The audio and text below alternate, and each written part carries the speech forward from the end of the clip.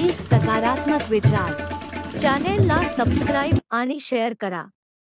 अमरावतीच्या मातीत गझल आहे। यावर्षी गानसम्राज्ञी लता मंगेशकर पुरस्काराने गझल सम्राट भीमराव पानसळे यांना सन्मानित करण्यात आले आहे। गझल सम्राट भीमराव पानसळे हे मूळचे अमरावती येथील आष्ट गावाचे आहे। 50 वर्षांहून अधिक काळापासून त्यांनी मराठी गझलला जिवंत ठेवले आहे। त्यांनी 2500 गझल कार्यक्रम व कार्यशाळा घेतली आहे आणि 18 देशांहून जास्त देशात त्यांनी गझल कार्यशाळा घेतली आहे। अमरावतीला सुरेश भट आणि भीमराव पानसळे यांच्यासारखे गझल सम्राट लाभले आहे। गझल नवाज भीमराव पानसळे यांच्यावर नागपूर युनिव्हर्सिटीमध्ये PhD देखील केली जाते।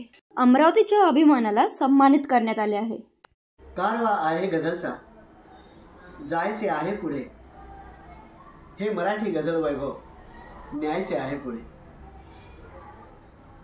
आपल्या गझलला रसिकांनी भरभरून दाद द्यावी, आपली मराठी गझल पुढे जावी, या आशेने आणि याच अपेक्षेने सुरू केलेला हा 52 वर्षांचा माझा प्रवास, आयुष्य समृद्ध करणारा प्रवास, आणि आज त्याला मिळालेलं हे एवढं भव्य दिव्य फळ,